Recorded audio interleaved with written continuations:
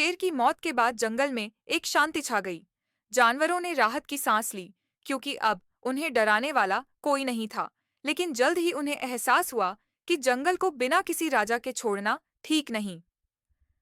हाथी, जो सबसे बड़ा और समझदार था, ने सभी जानवरों की सभा बुलाई। अब जब शेर नहीं रहा, तो हमें एक नया नेता चुनना होगा। लेकिन इस बार वह ताकत से नहीं, बुद्धि और न्याय से राज करेगा। सब जानवरों ने सहमति में सिर हिलाया। बहुत चर्चा के बाद 3 नाम सामने आए। वाइन, हादी, ताकतवर और अनुभवी 2, लोमड़ी पाटपा, चालाक और बुद्धिमान 3, हिरणामऊ, तेज और न्यायप्रिय। सभा में तय हुआ कि तीनों को एक परीक्षा से गुजरना होगा, जो जंगल की भलाई और समझदारी से जुड़ेगी। अरा, परीक्षा की चुनौती। एक दिन एक शिकारी जंगल में आया। उसने एक पिंजरे में एक तेंदुए को फंसा लिया। वह पिंजरे को ढोते हुए जंगल के बीच रुका और पानी पीने चला गया।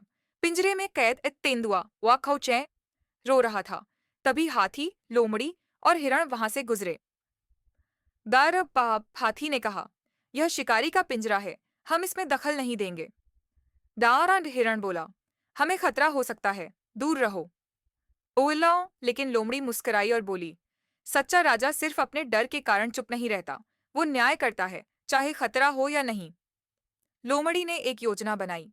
उसने तेंदुए को चुपचाप आजाद कर दिया और कहा, तू जंगल का जीव है, पर अगर इंसानों का साथ देगा तो तुझे कभी सम्मान नहीं मिलेगा। अब जा, पर वादा कर किसी जानवर को नुकसान नहीं पहुंचाएगा। तेंदुआ सहमति में गुर्राया और जंगल में भाग गया।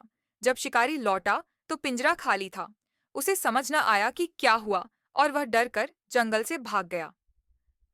ओआ, लोमड़ी बनी नई रानी और जानवरों ने देखा कि जहां हाथी ताकतवर था और हिरण तेज, वहां लोमड़ी ने बुद्धि, साहस और न्याय का परिचय दिया।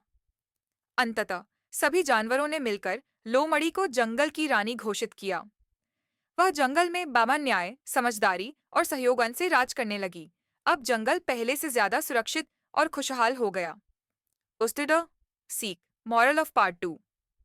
सच्चा नेता वह होता है जो डर से नहीं, बुद्धि और न्याय से काम ले।